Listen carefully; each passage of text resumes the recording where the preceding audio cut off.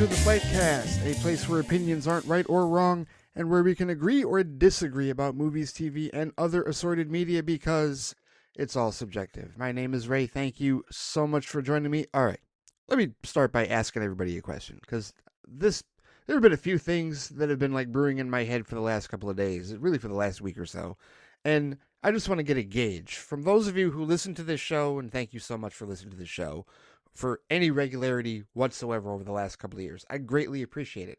But I want to ask you a question. With respect to social media, right? We talk about it all the time, and we're on all the different platforms, right? Most of us, I think, are on Threads or Blue Sky. Some of us are probably still on Twitter/X, that South African Nazi-owned cesspool and all that. And, there's Facebook, there's Instagram. I mean, there's so many other platforms.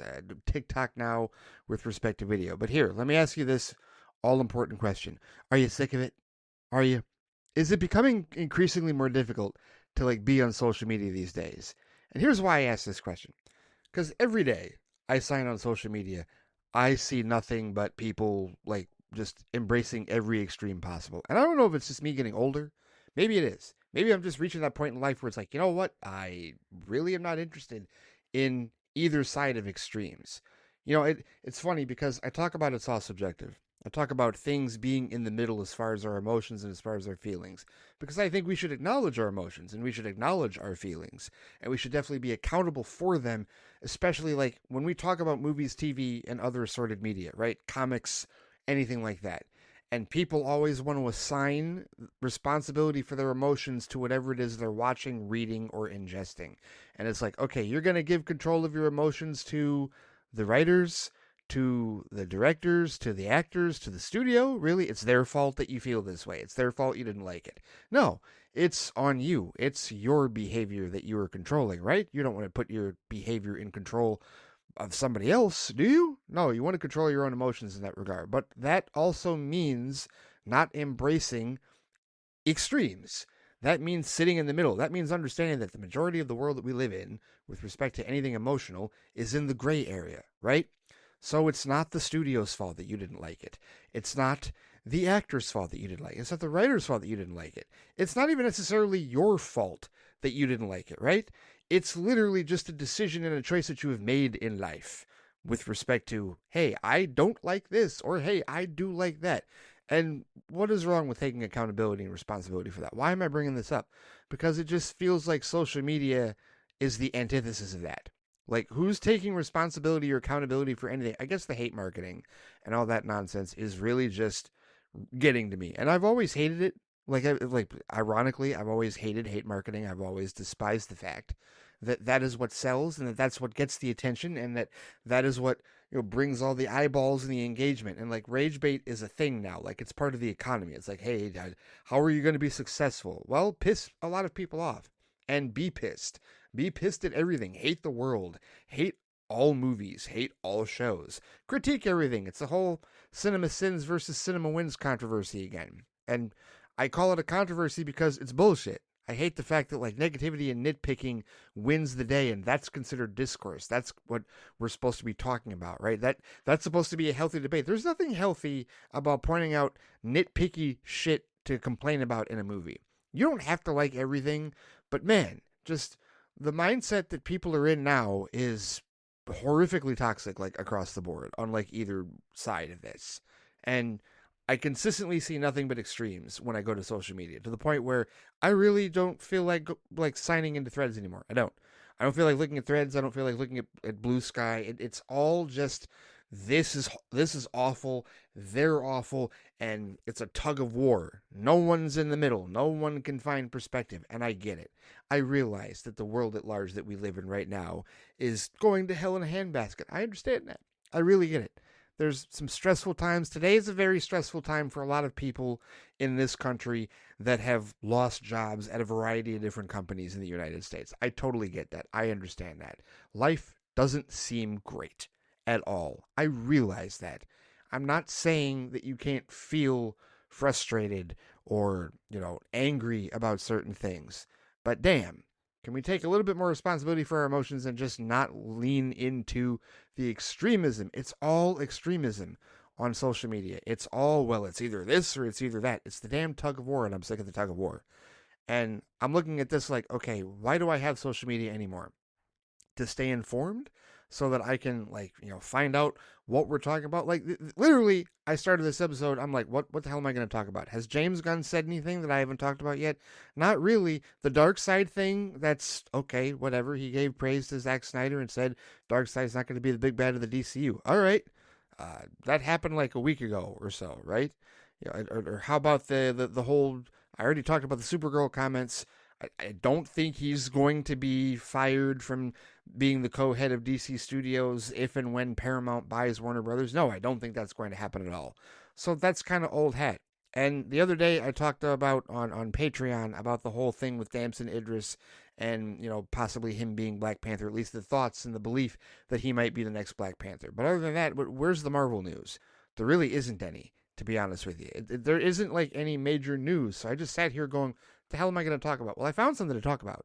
There is some business stuff that I do definitely want to talk about, in addition to the fact that it's Halloween in a couple of days. And I wanted to talk about a thing that I've been doing on Patreon for Halloween. But in general, I wanted to start with this because does anybody out there feel as strongly as I do with respect to this? This is a question that I'm legitimately asking for Flight Chat. Anybody, those of you that are sending emails for Flight Chat, I've asked questions before. This, I don't consider this a heavier one because we've certainly talked about like heavier stuff on Flight Chat before. But where are you at with social media? Are you on it like a whole lot? Because I'm kind of at the point where, you know what, I don't like being on it a whole lot. I don't like what it does to my mood. I don't like what it does to my emotions. And I don't like seeing nothing but polarization, right? Like, how does that help? How does it help to see all these people spouting all this negativity or even overwhelming positivity without any type of like in between? And don't get me wrong, positivity is better than negativity. But like, where's your basis? Like, where's your emotional center? There isn't any. Literally, the algorithms of these social media apps are pushing us toward antagonism. They're pushing us toward being negative. They're pushing us toward being rage bait or leaning into rage bait, like focusing on rage bait. And that screws with your head, seriously. And maybe I feel this way because I just watched the movie Smile for the first time last night.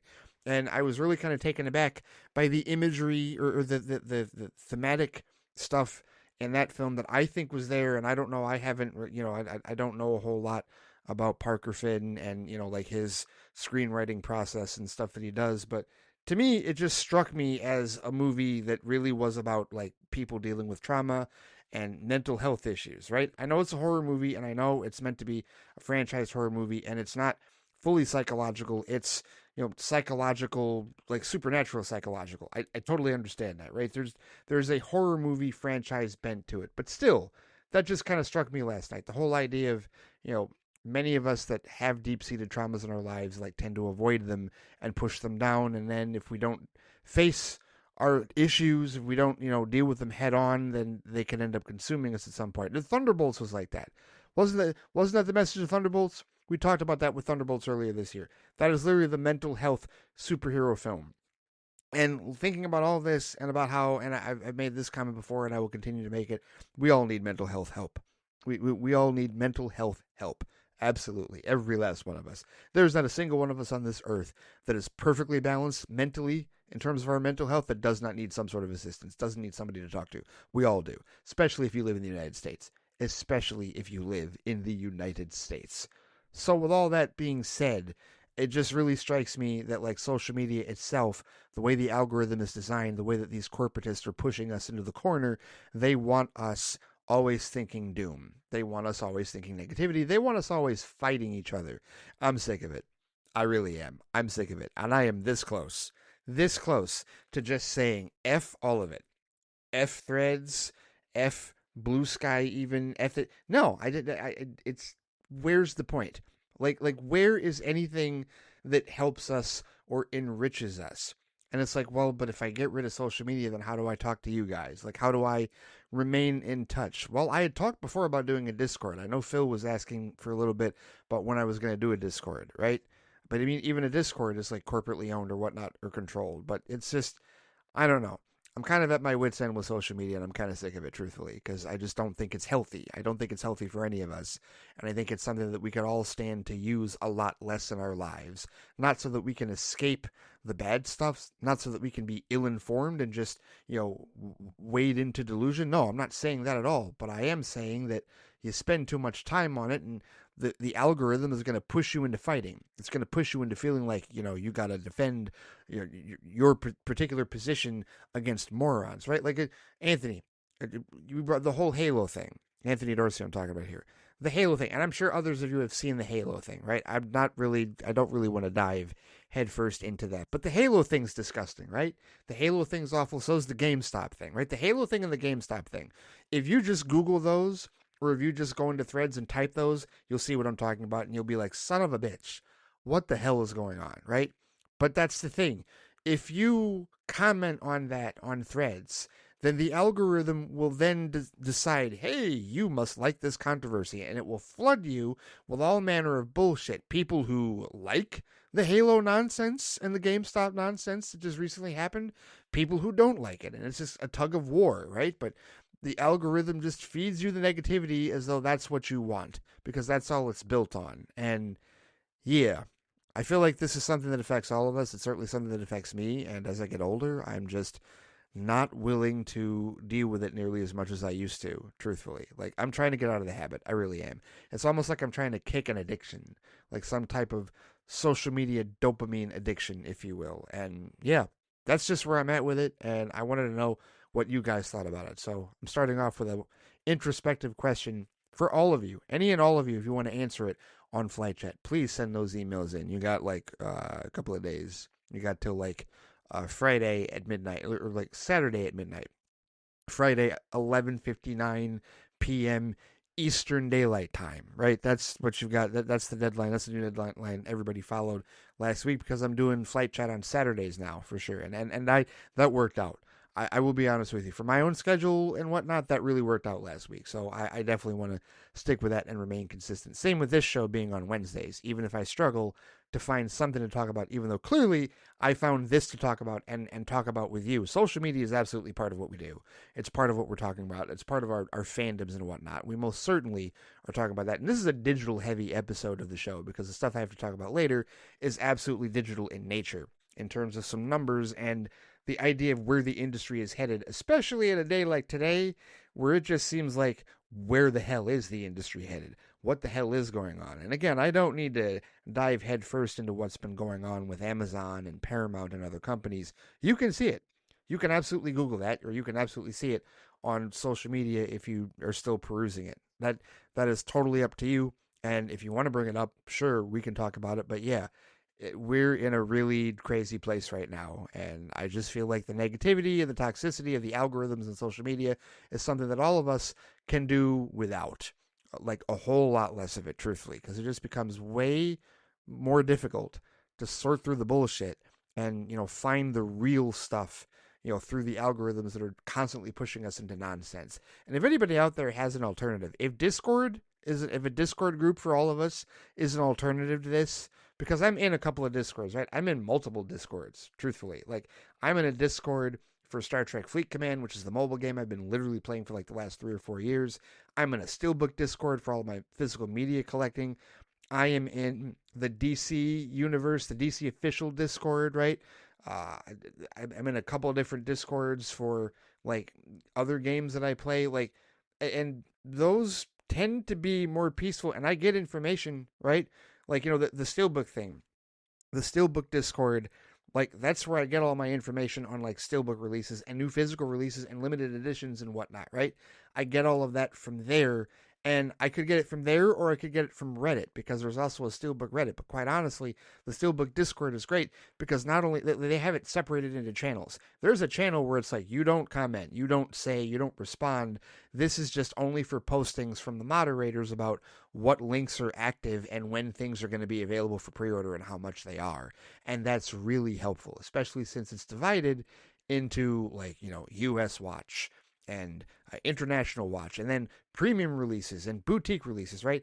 And there's like a step, and sales notices, sales and stock. So if something goes back into stock, hey, this is back in stock on Grub, or hey, this is back in stock on Amazon or whatever, right? And then sales, like, hey, Shout Factory having a massive sale because they're about to discontinue their physical media operations. This is what I'm hearing. The Shout Factory is discontinuing their physical media operations.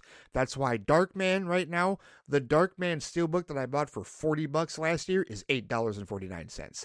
That's a 4K plus Blu-ray Steelbook. That's a 2-disc set. Yeah, I own Darkman. I do. That might surprise some people, but that's my point. Shout Factory. Go to the Shout Factory website right now. Anybody that buys physical media, check it out. They got deals at the yin yang. Seriously. Because apparently they're about to do away with their physical media operations and sell all their shit somewhere else. Remember like how Best Buy ended up sending their inventory to Walmart, after they were done selling physical media and steelbooks in their big box stores? Seems like the same thing. At least that's what I'm hearing from my sources on that. And again, it's through the Steelbook Reddit or the Steelbook Discord in that regard. So this seems to be a decent way of like filtering the nonsense, because there's discussion channels, right? There's one on release discussions, and that's where everybody's talking. That's where everybody's chirping. There's a premium release one, a Steelbook release one, an international release one, and that's where they're talking, right? But at least they're able to sort through the bullshit, right? And at least they like, okay, here's the actual facts and the links here, and here's like all of our talk and discussion here, right? Threads doesn't work that way. All these other social media platforms don't work that way, and it's just, if anybody has any insight, if anybody has any thoughts, if anybody has an opinion, I am legitimately curious and intrigued to hear your thoughts on this. And I have now spent over 15 minutes, longer than that, talking about this to start the show. It's funny how I come into this saying, I didn't know what I was going to talk about today, and then I end up talking about this. I still haven't gotten to some of the major stuff that I want to talk about. I also have not done the intro. I have not told you that you can find this show and my other shows at theflightcast.com or wherever you get your podcasts, whatever podcatcher you use in that regard. I haven't told you that. I also haven't thanked everybody that has been a loyal supporter of patreon.com/theflightcast, and I hope that they've been enjoying the most recent bonus content that I've been adding there, and that allows me to talk about this. I have been doing a show for people who don't have Patreon or who haven't necessarily seen my postings on Threads and social media. I have been doing a special show for spooky season called Flight Fright. And literally what I've been doing is I've been going through the blind buy physical media that I bought that was in the horror genre. Because there are a handful of movies, like of all the physical media that I bought and like really massively expanded my library in the last 2 years. There are a handful of movies that I own that are in the horror genre that I was interested. I bought them because I was interested in watching them, and I said, well, now is the perfect time as any to finally watch them. Yeah, in the last week or so of Halloween. I have so far done 5 episodes of Flight Fright for this season. I've done Nosferatu because the Robert Eggers Nosferatu. It's my first Robert Eggers film that I've ever watched. That was a limited edition that I got from Zavvi overseas. It's in a really gorgeous rigid slipcase with a lovely embossed steelbook. So I watched that. That's the first episode. Then I also watched Alfred Hitchcock's Psycho. That was my first Alfred Hitchcock film, and I reviewed that. Then I went a little off the beaten path and reviewed a disturbing horror movie, a folk horror movie that I don't own yet. I will own it, but I'm probably only going to own it for posterity. I watched Midsummer by Ari Aster. That was my first Ari Aster film, and I have very loaded and explosive thoughts on that film. And then I needed something a little bit lighter, so I watched The Blackening, and I reviewed that film. And then last night I watched Smile, and I reviewed that film. So I've been watching nothing but spooky season movies for the last week. It's been my own personal scarathon, but I have included all of the spoiler-filled, uncensored reviews on Patreon at patreon.com/theflightcast in the new show Flight Fright. And you can get that, access to that, if you join and become a flight officer. Because there's 3 tiers now. That's the other thing I haven't mentioned. On Patreon, there are 3 tiers. Because, quite honestly, I need to be more active on Patreon. Otherwise, why do I have one? And so before, it was just flight crew and flight officer. Well, now there's flight cadet. It's a lower tier. Now, here's the thing. If you join up, you sign up to be a flight cadet, you will get access to Flight Speed and Friday Flight. Those shows, always that I do every week, those shows you will get access to at that particular level, no matter what. And any level of this, you'll get access to those. If you end up joining up to be a flight crew member, you'll get access to those and the Sun Just Don't Rants. Right? The Sun Just Don't Rants, where I find some aspect of nerdity and fandom that I just absolutely go off on, something that just really grinds my gears. Sam Freeman and a number of others said that was like my best show, and yeah, that's definitely something that I do enjoy. It helps me vent. It helps me like process my stress and my frustration and whatnot. If you sign up to be a flight officer, you get access to everything. That includes all the other bonus content, all the other extra episodes of Flight Review and Flight Box and Flight Report when I start reading comics again. And in this case, Flight Fright, which is the scary show, the scary movie show that I've been doing for the past week. I've got 2 more episodes to go because I'm doing one tomorrow and I'm doing another one for Halloween. And just as a hint, I will tell you that the tomorrow episode, the Thursday episode of Flight Fright, is another Hitchcock movie. It's another Hitchcock movie that falls within the spooky season theme, so it'll be my second Alfred Hitchcock film. And then after that, on Halloween, I think I'm going to go ahead and watch my second Robert Eggers movie. Now, Robert Eggers has only made 4 movies, and technically 2 or maybe 3 of them could be considered spooky season. I've already watched one of them, Nosferatu, and you can hear my uncensored thoughts about that on Patreon. The other ones that he's made are The Witch, The Lighthouse, and The Northman. Which one of those did I more than likely watch, or am I more than likely going to watch, I should say, for Friday? Well, you can probably guess which one it is, but I will watch it and I will review it, and I will post that in the final episode of Flight Fright on Halloween this Friday. And then the Hitchcock movie, yeah, there's a couple of choices potentially for that one. But I will tell you that one, the next Hitchcock movie that I watch for Flight Fright, is going to be one that is well publicized, one that a lot of people know that is associated with Alfred Hitchcock. Like he made like 50 plus, 60 plus films, if I'm not mistaken. Psycho was his 41st film, if you can believe that, like with respect to his career.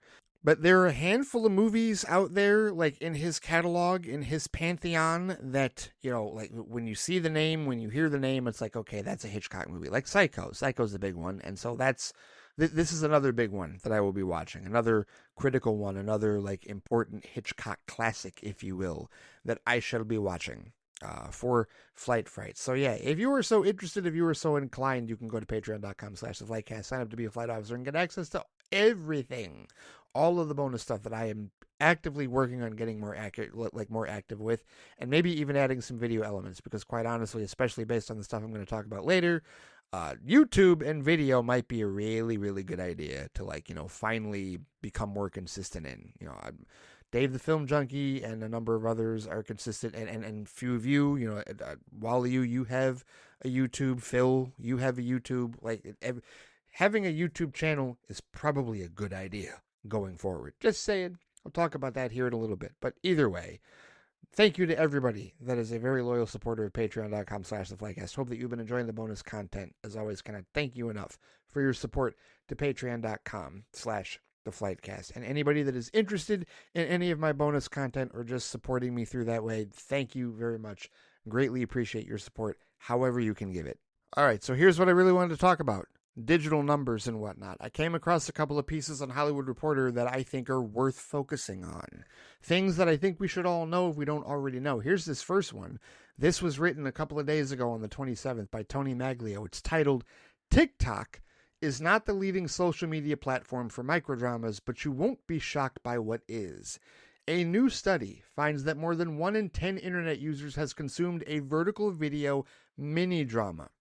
And it says, TikTok, you're on the clock. A new study from Ampere Analysis has found that YouTube is the most popular social media destination for viewers of microdramas, with nearly half, 44% of those who have consumed the trendy format doing so on YouTube.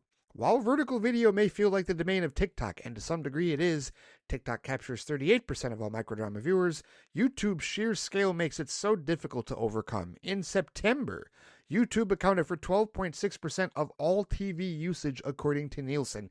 Netflix was second with 8.3%. No one else even claimed 5%. So combined, it says YouTube and TikTok make up 82% of the microdrama viewership on social.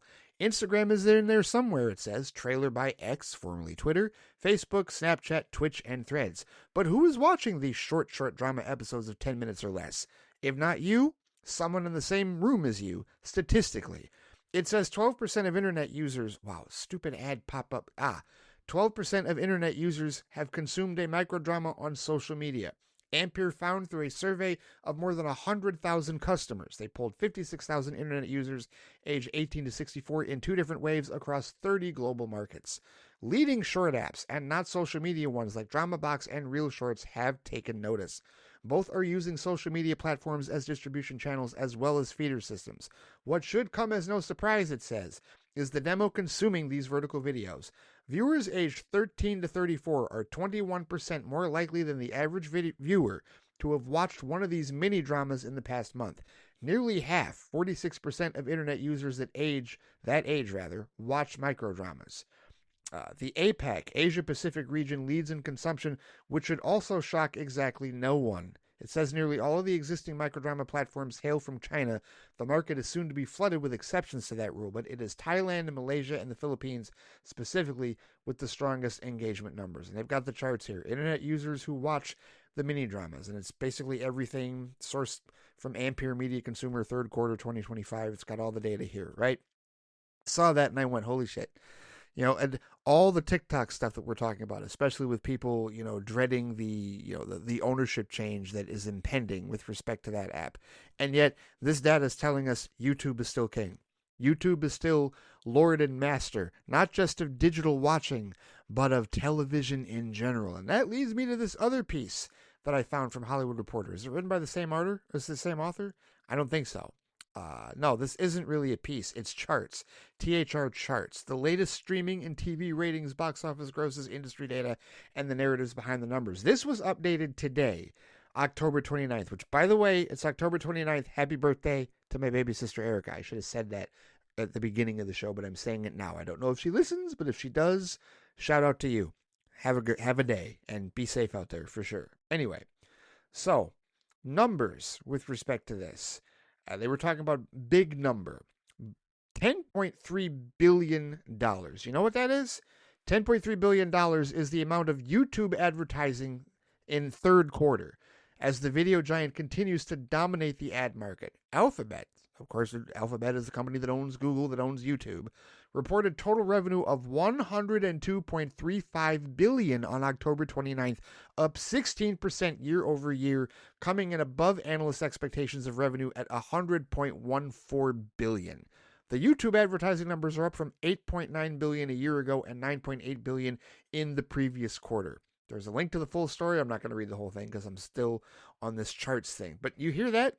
$10.3 billion for YouTube advertising in its third quarter, and the parent company, Alphabet, reporting $102.35 billion of total revenue on October 29th. We still have 2 months left in the year, and I don't even remember exactly how that fiscally works out.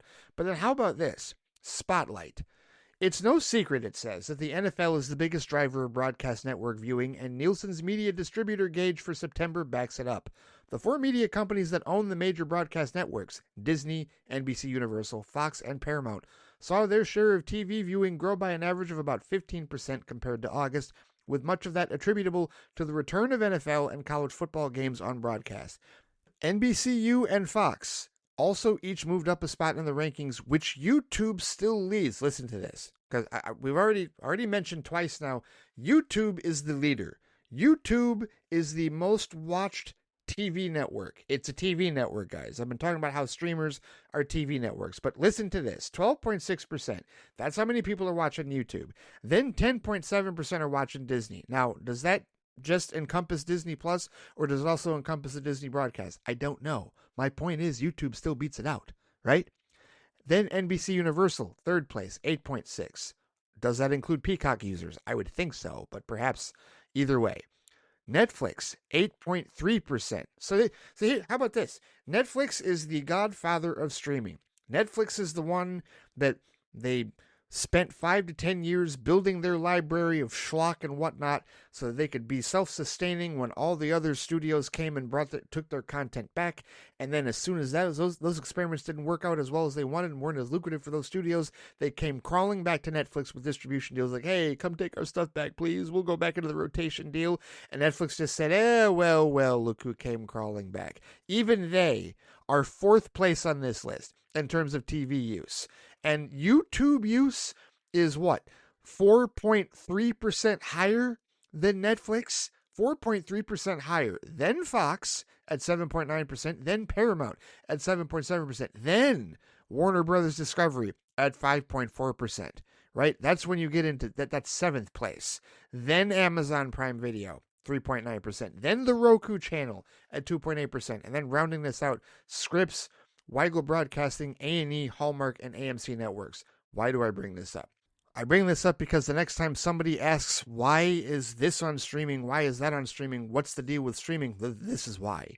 This is where the industry is headed. And we know this. This is where the industry is. We're no longer headed in this direction. This is where it is. And YouTube has even started doing NFL games. They broadcast at least one NFL game earlier this year. Here, what game was that? Wasn't it Chargers Chiefs? Yeah, didn't they open the season on YouTube? Yeah, exactly. Right. YouTube, not YouTube TV, YouTube, right? YouTube TV is part of it, right? And I'm back on the YouTube TV train again, you know, a dutiful subscriber of that app as well. But yeah, this is it, guys.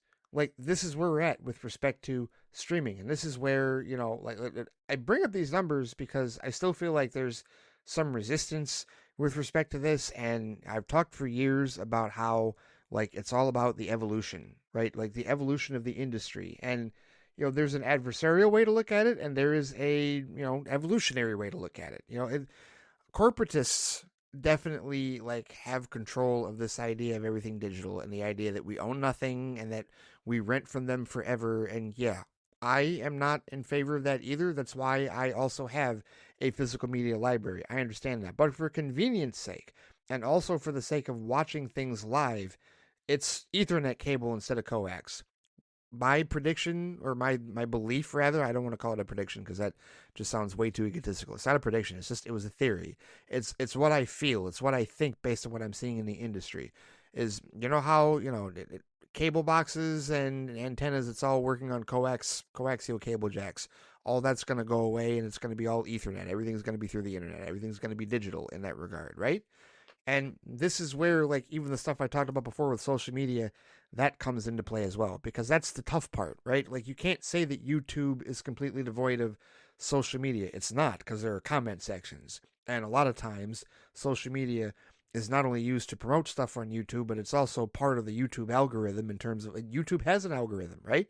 It has an algorithm in terms of, you know, what videos you like and what videos you know, watch and gravitate toward, and it's going to feed that stuff to you. And at least with that, like, I feel like there's content, you know, actual video where it's like, okay, if I like this particular content creator, if I like this particular channel, then okay, it will suggest more of that channel, and it doesn't necessarily have to be a whole bunch of argumentative nonsense, unless I watch argumentative nonsense, which I don't.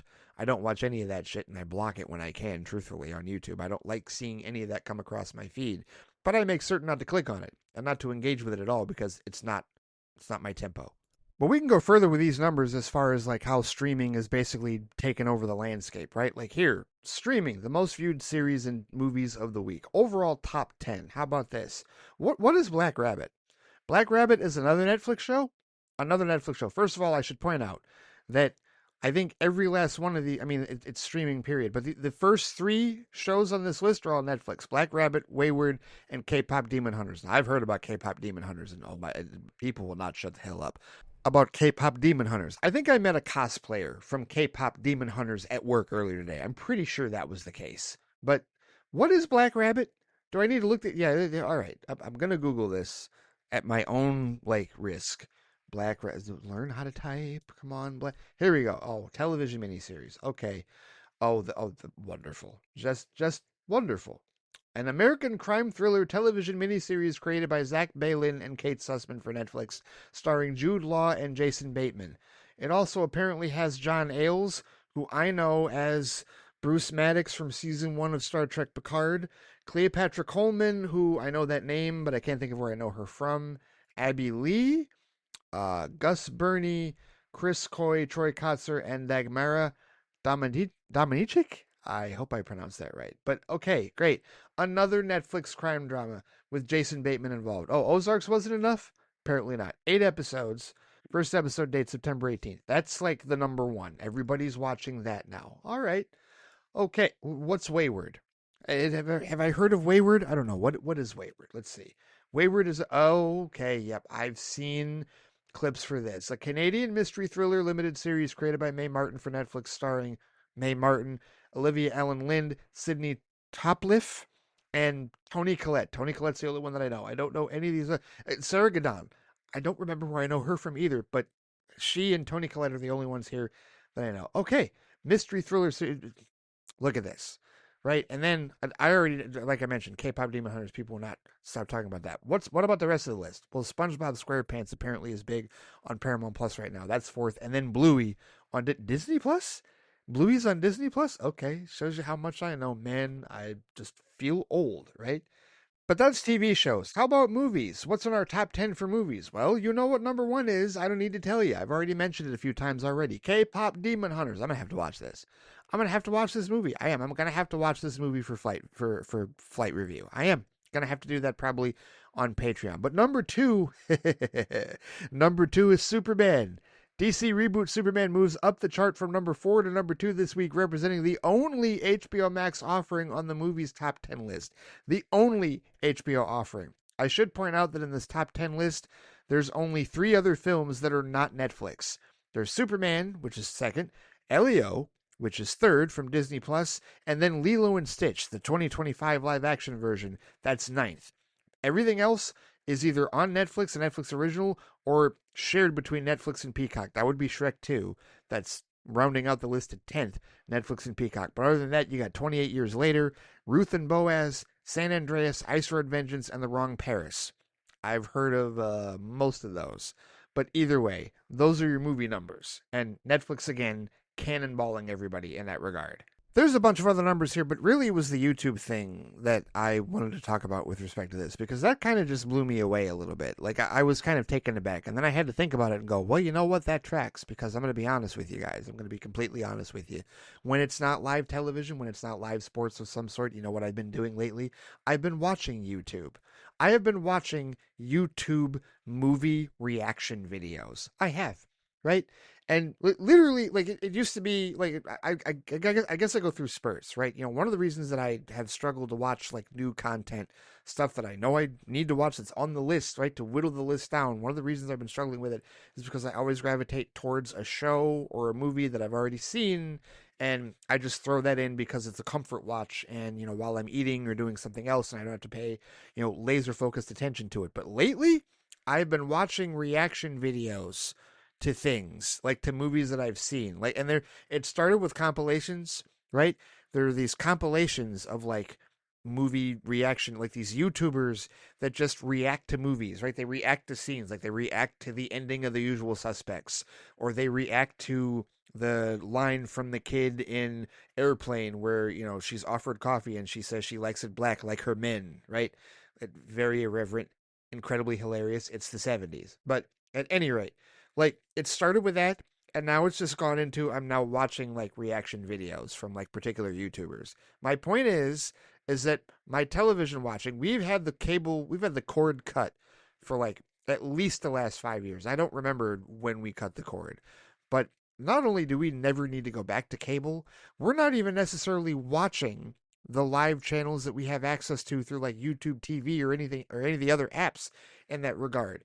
YouTube is a constant network of content, a constant network of channels and television to watch, right? And I have the ad free, and here's where it really gets insidious. Verizon customer, right? Verizon allows you to pay for YouTube TV and YouTube, like ad free YouTube, as part of perks on your phone bill. You know why that's insidious? Because now you don't have to worry about a separate fee, like, oh, I got to pay my YouTube TV this month, or I got to pay my YouTube. No, it's in your phone bill. When you pay your phone bill, you pay for your YouTube TV and your ad-free YouTube. Now, granted, it's a heftier bill, especially if you're silly enough like I am, or I was rather, to do device payments, you know, to get a new iPhone and an Apple Watch, which I'm never doing that shit again. Now I'm just going to get those things outright going forward because I don't like my bill being that high. But either way, it's a higher bill, but you're still going to pay it, right? Because it's just part of your phone, right? And you can do the same thing with, I had the Disney Plus, Hulu, ESPN Plus bundle. I've had that for the last while.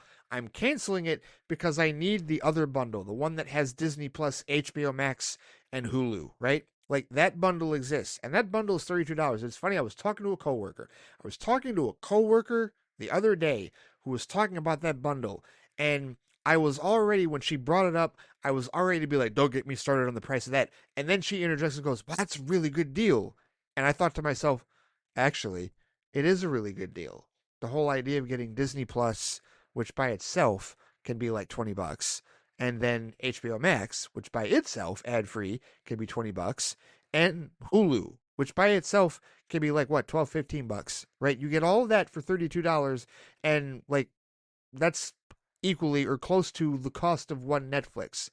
And again, Netflix is Teflon. Netflix is like the Godfather, right? Like Netflix, people claim that they're going to get rid of it, that they're going to cancel it every time they hike up their rates, and half of those people do nothing, and the other half just it's they don't follow through. Netflix has over 300 million subscribers. They're not hurting. They're not.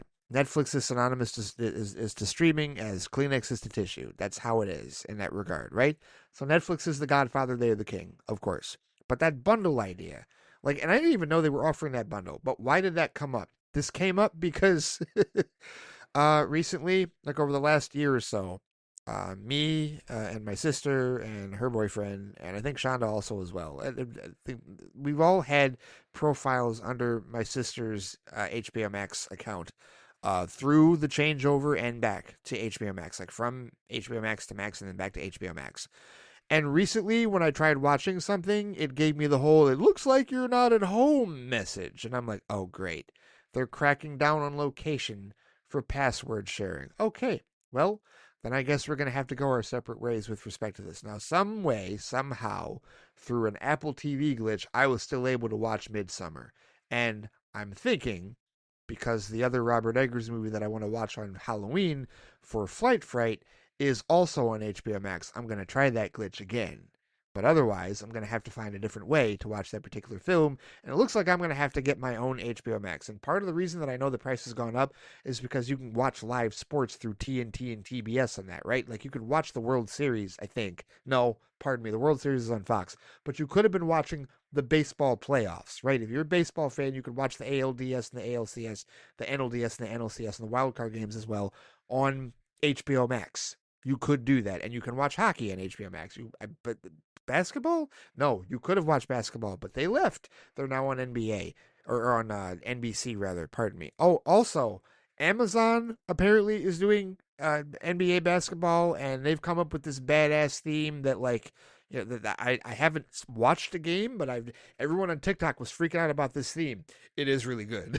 It is really awesome and definitely has a lot of soul to it. Some people, a couple of people have created like NBA praise break videos, like with respect to it. One even came up with lyrics, like gospel lyrics to the music. It's really good. Like I like it. And Common is a part of it as well. But either way, so that's why prices have been going up, and now they're cranking down on location sharing. So okay, we've got to get our own HBO Max again. All right. And so I got to get that bundle, but I got to wait until the bundle that I got as the perk under Verizon like completely goes under because I need that email to like, I need all of that.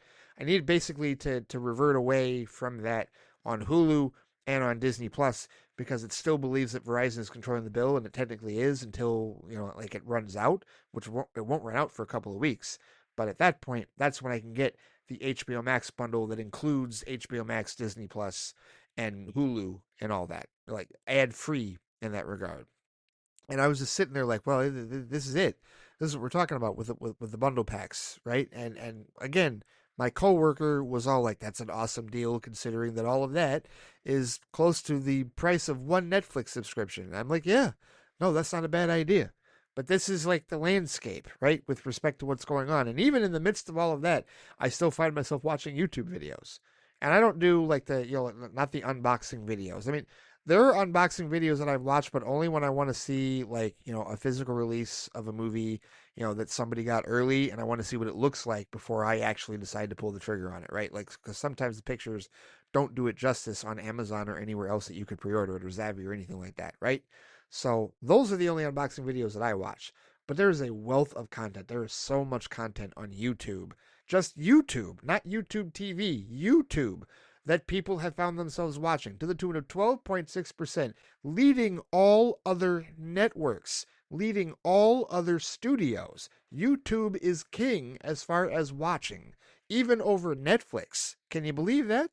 Can you believe that? And then I gotta wonder how many people are doing the ad-free thing like me. How many other people that are Verizon customers have figured out that you can add it to your damn phone bill and don't have to worry about it because it's just part of your phone bill. You pay your phone bill, you pay your YouTube TV or your YouTube ad-free in that regard, and your YouTube TV. I didn't know either one of them were available as part of perks on your Verizon bill until like a week or so ago, and then I went, well, shit, that would just make this so much easier. And that's what's insidious about it. It's so easy to do that.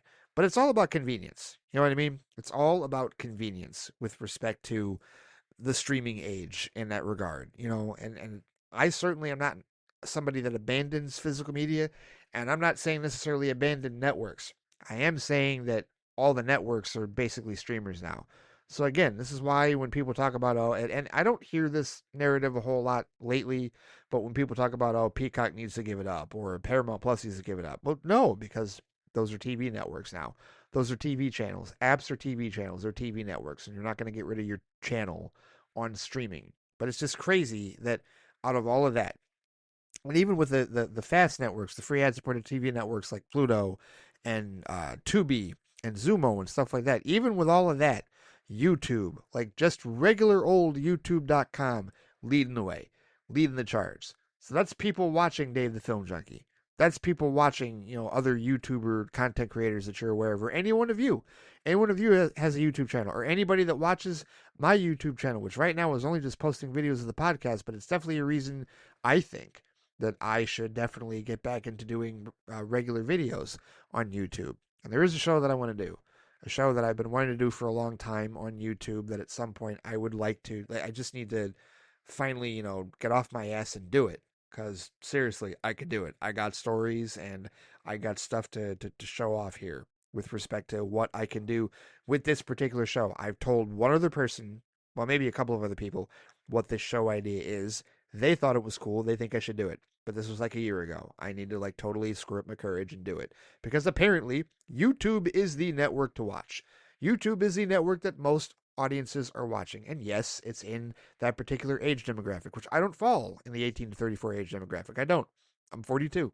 But I'm still a millennial, so an elder millennial, that is. So my watching habits are a lot closer to that 18 to 34 demographic than it is to like, any of the higher demographics, if you will, one would think in that regard. So yeah, just was thinking about that. That really like took me aback for a minute. Like, wow, YouTube is king of watching. Netflix may be king of the subscribers, but YouTube right now, king of watching. How about that? Regular old ass YouTube, king of the viewing, king of the viewers. How about that?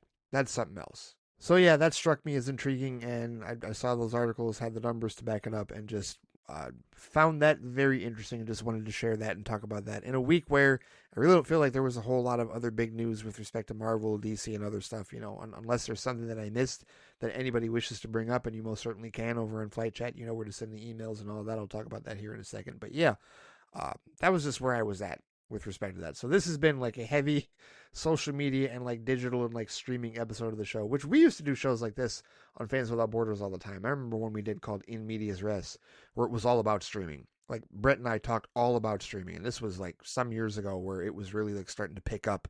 And if I remember correctly, it was stuff that was like, leading into and certainly in the wake of 2020 in that regard. This is my theory about Apple buying Disney came out of a discussion I believe that we were having in that particular episode. But yeah, we used to talk about streaming all the time, all the damn time. And it's not a thing that isn't relevant to what we're talking about. It's certainly part of movies, TV, and other sorted media with respect to what we're doing and with respect to what we follow as fans. So definitely always nice, always good to keep, like current on numbers and trends and what's happening and see exactly what it is that everybody's watching, with respect to these streaming networks and these shows for sure. And so that'll do it for this particular episode of Flightcast for this week, talking about streaming, talking about social media, talking about my Scarathon, my Flight Fright Watch stuff with respect to that on Patreon. But thank you so much for listening to this show.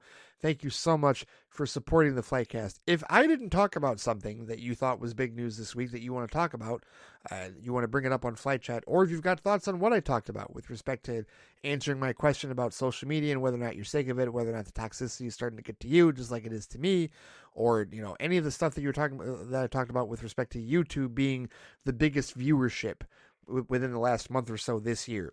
You know where to find me on Threads and on Instagram at The Flightcast, on Blue Sky at Flightcast. You can comment on the posting for this particular episode on the Flightcast YouTube channel. YouTube, there you go. Go straight to youtube.com and check that out. There's also the Flightcast Facebook page, and of course, I can be reached by email at ray@theflightcast.com. All right, for those of you on Patreon, I will see you tomorrow and on Halloween for the last 2 episodes of Fright Flight. But for everybody else, until next time, take care, stay safe out there, and happy Halloween. All right, take it easy.